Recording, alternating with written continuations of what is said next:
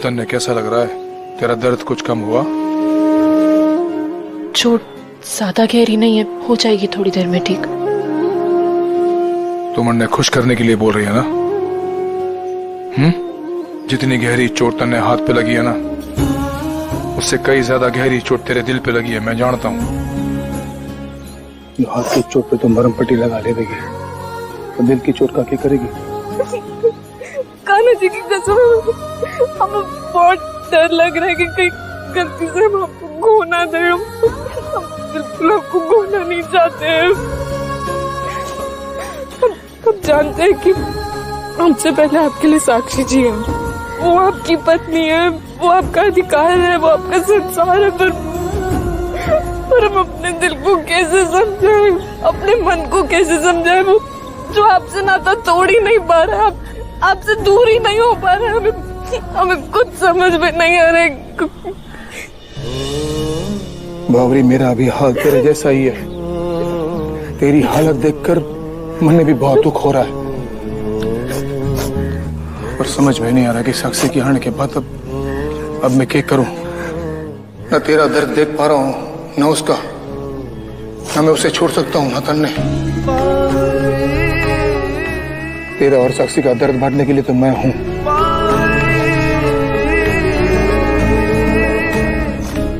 पर मैं अपने दिल की बात किससे कहूं? रोज घुट घुट के जी रहा हूं। अब मैं और ऐसे ना जी पाऊंगा।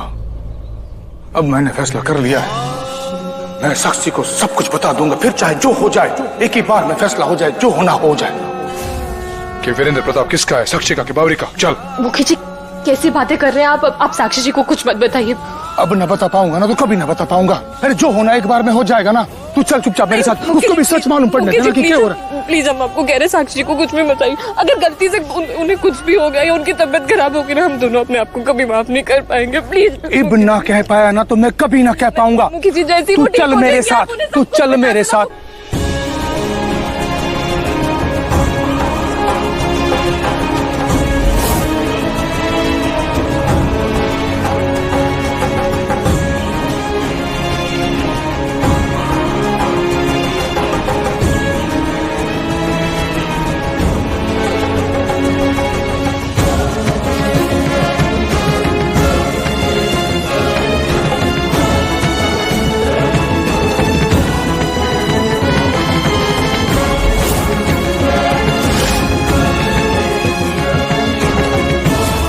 साक्षी।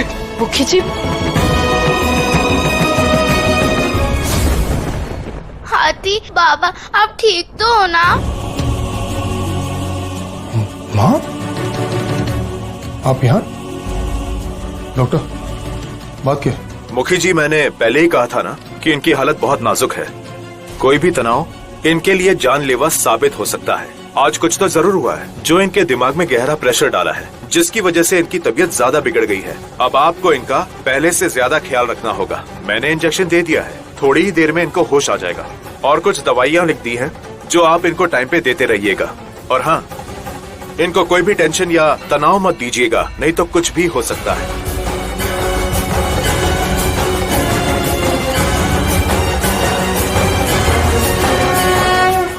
तू ठीक है ना? साक्षी का फोन आया था, उसने बताया कि तू और पूर्वी टूरिस्ट बस में चढ़े गए और साक्षी और बच्चे पीछे छूट गए। घबरा गई थी, इसलिए मैं डॉक्टर साहब को लेकर यहाँ आ गई। जब पहुंची तो बहुत रो रही थी और मेरे सामने बेहोश हो गई। कहा था ना मैंने तुझसे कि उसका ध्यान रखना, उसके साथ रहना, उसके साथ समय बिताएगा तो वो जल्दी ठीक हो जाएगा। ऐसे कैसे लापरवाही करके तू उसे अकेला छोड़ के चढ़ा गया? सोचना चाहिए था ना तुझे। 5 साल बाद वापिस आई है वो हमारी जिंदगी में, अगर उससे कुछ हो गया तो ध्यान रखना चाहिए था ना तुझे। वीरेंद्र, इतना समझदार होके तू ऐसी गलती कैसे कर सकता है?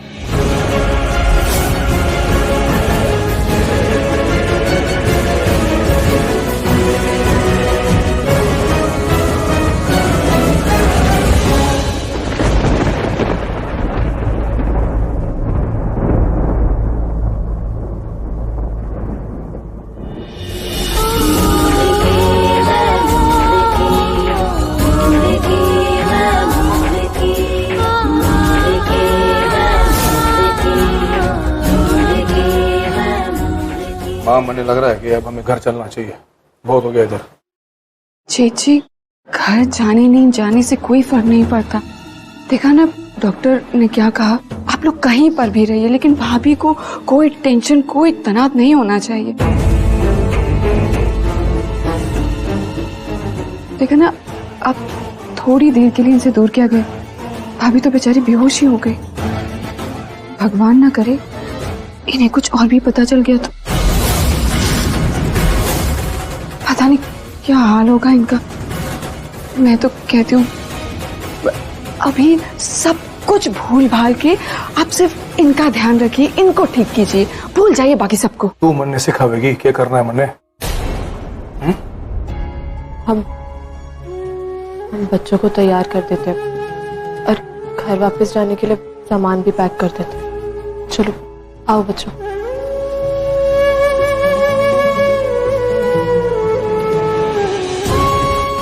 मन्ने माफ कर देना बावरी, आज फिर हालातों ने मन्ने मजबूर कर दिया है साक्षी को सच बताने को। भगवान करे जल्द से जल्द मैं सारा सच इसे बता सकूं ताकि साक्षी और पूर्वी की कश्मकश से बाहर निकल सकूं।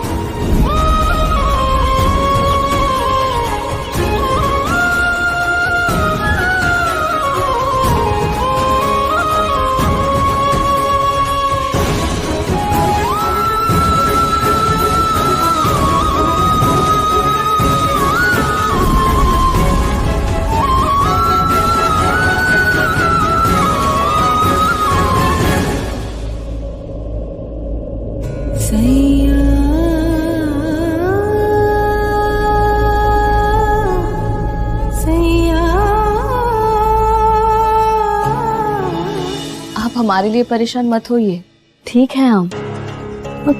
बच्चे कहाँ हैं? अब मुखियाइन जी, बच्चों को हमने कमरे में भेज दिए।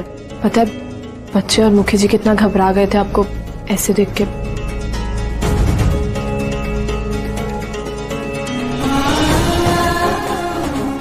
वो तो स्वाभाविक सी बात है कि घबरा ही गए होंगे, पहले भी तो ये हमें खो चुके हैं। आखिर मुखी जी और बच्चे हमसे इतना प्यार जो करते हैं।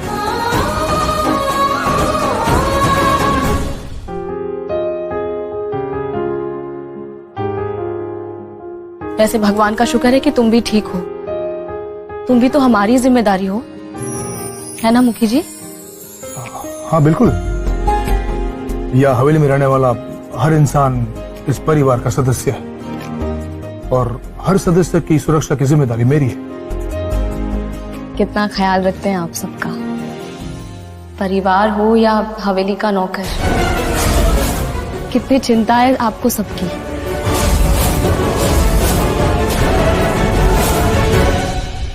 इसलिए हम सबको भी मुखी जी और उनके परिवार की उतनी चिंता रहती है। बस अब आप जल्दी से ठीक हो जाइए, मुखी जी और बच्चों के लिए ही सही। बावरी तू सच में कितनी भोली और भली है, अपना दर्द भूल के साक्षी के गांव भरने में लग गई। पता नहीं भगवान ने तन्ने किस मिट्टी से बनाया। देखा तूने वीरेंद्र, तू यहाँ साक्षी के साथ बैठा है, उसका हाथ पकड़ा हुआ है, तो साक्षी का चेहरा कैसा खिल गया। वैसे भी पति साथ में होना तो पत्नी का चेहरा ऐसे ही मुस्कुराता हुआ रहता है। इसीलिए मैंने तुझे कहा कि इसके साथ रहा कर, इसे छोड़ के ना जाया कर। मैं कह रही थी ना आपको, भाभी को ना कोई दवाई शवाई की जरूरत नहीं है, जरूरत है तो जी के प्यार की, उनके साथ की। माँ, भाभी तो बिल्कुल ठीक लग रही हैं, तो कल का करवा चौथ का व्रत ये भी तो रख सकती हैं। क्यों भाभी, रखेंगी ना आप? हाँ, हम भी रखेंगे करवा चौथ का व्रत।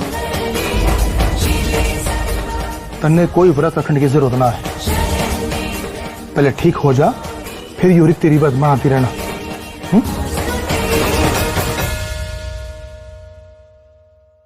मुखी जी, करवा चौथ तो हर सुहागन का अधिकार है ना। अरे पर तेरी तबीयत ठीक आपकी हर बात हमारे लिए पत्थर की लकीर है मुखी जी, लेकिन हमारा विश्वास कीजिए, हम ठीक हैं।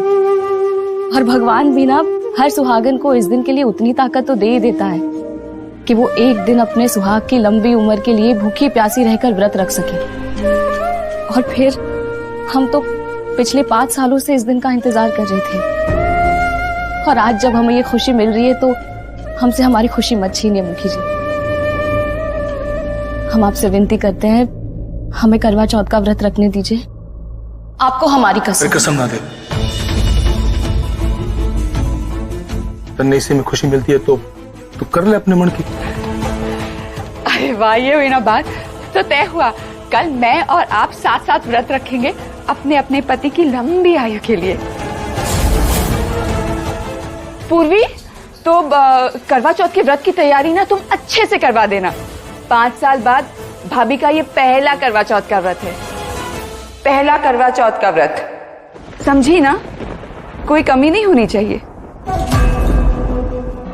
वो हम बच्चों को देख के आते हैं। अरे कल तो बहुत मजा आएगा। दोनों जन साथ साथ व्रत रखेंगी, मैं उनके लिए और आप जी के लिए। चलो दोनों ऐसे हाथ में हाथ डालकर बैठे रहो, खुश रहो। हम लोग चलते हैं, वो कल की तैयारी कर दी है ना करवा चौथ की।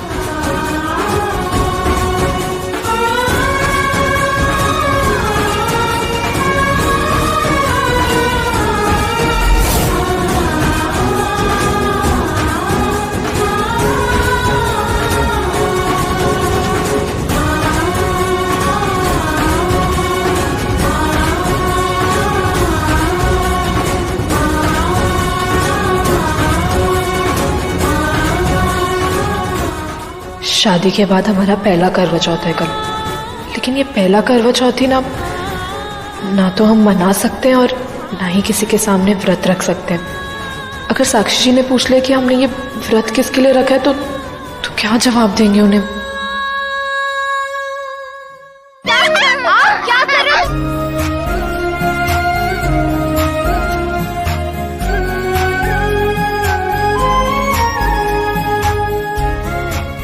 हर वक्त मस्ती मस्ती, कुछ और नहीं सोचता तुम लोगों को? अच्छा ये बताओ, तुम दोनों को कैसा लग रहा है यहाँ पे? बहुत मजा आ रहा है हाथी। यहाँ पे कितनी ग्रीनरी है और बीच भी है और पानी भी लगेगा तो मजा ही कुछ और है। हाथी, ये मजा तो कुछ भी नहीं है, असली मजा तो कल आएगा। हाँ हाथी, कल तो करवा चौथ है ना, कर तो कितना टेस्टी टेस्टी खाना मिलेगा। खीर, पूरी, आलू की सब्जी और हलवा। मेरे तो अभी से मुंह में पानी आ रहा है। हाथी, आप भी बब्बर शेर के लिए व्रत रखोगे क्या? हाँ जी, रखो ना व्रत। हाँ रखेंगे ना, क्यों नहीं रखेंगे। हम भी बब्बर शेर की लंबी उम्र के लिए व्रत रखेंगे। लेकिन हाथी, हम चारों को तो एक सीक्रेट है ना, पर पापा माँ के सामने आपको व्रत कैसे तोड़ पाएंगे?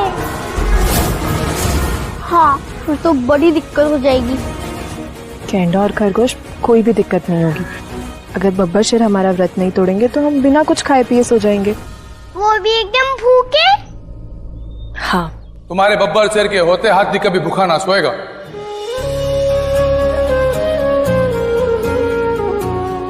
पर पापा कैसे? तुम्हारे हाथी ने तुम दोनों को एक कहावत सिखाई है ना कि कोशिश करने वाले की कदे हार न होया करे। तो आज तुम दोनों को मैं कहावत सुनाता हूँ, जहाँ चाह हुए वहाँ राह मिले। मतलब यो कि अगर इंसान अपने मन में एक बार ठान लेना तो वो नामुमकिन काम भी मुमकिन कर सके। समझ में आई तुमने?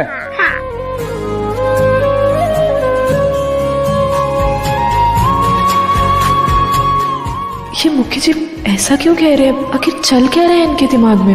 अब की तन्ने शिकायत का मौका ना दूंगा बावरी। तेरा यो व्रत इस बार मैं ही तोड़ूंगा।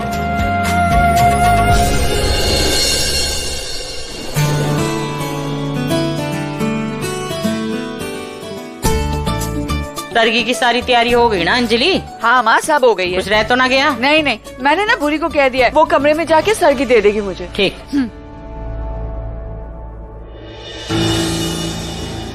हे कान्हा जी, यहाँ तो सब उठ गए। अब हम इन सब की मौजूदगी में हमारी सरगी कैसे खाएंगे? तुम इतनी सुबह सुबह क्यों उठ गई? हमारा तो व्रत है इसलिए सरगी खाने उठे हैं।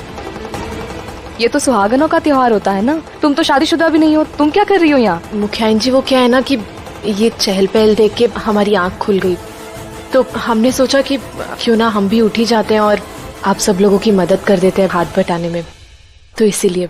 ठीक है, कर लेना काम। जी, हम आते हैं। रुको जरा, तुम हमसे झूठ क्यों बोल रही हो? झूठ? कौन सा झूठ? हम समझे नहीं। हमें ऐसा क्यों लग रहा है कि उस दिन जब तुम काल कोठरी में हमसे मिलने आई थी, होली वाले दिन, हमने हमारी मांग में लाल रंग भरा था और तुम्हारी भी।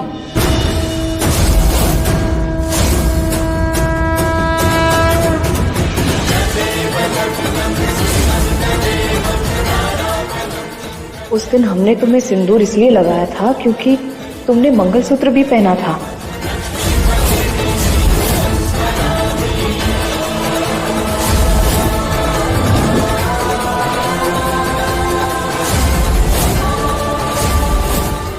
और हमें ऐसा लग रहा है कि वो वही मंगलसूत्र था जो हमें मुखी जी के कमरे की दराज में मिला था।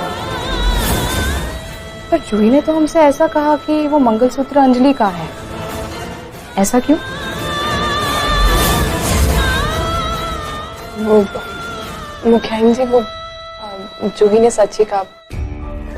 उस दिन भी जूही ने आपको बताया था ना कि अंजलि भाभी के जो पुराने जेवर और जो पुराने कपड़े होते हैं वो अंजलि भाभी हमें दे देती हैं ताकि हम पहन सके। तो उस दिन होली थी, त्योहार था, तो उन्होंने अपना मंगलसूत्र भी हमें दे दिया था ताकि हम पहन सके। और शायद इसलिए आपने हमें शादीशुदा समझ लिया वो मंगलसूत्र को देख के।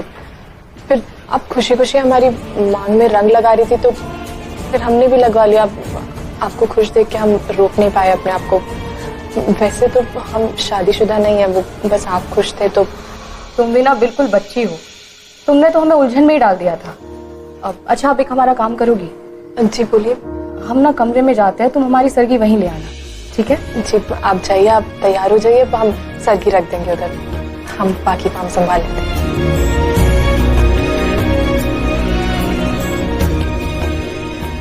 ये सरगी जल्दी से साक्षी जी के कमरे में रखाते हैं। हम पानी पीकर ही अपना व्रत रख लेंगे।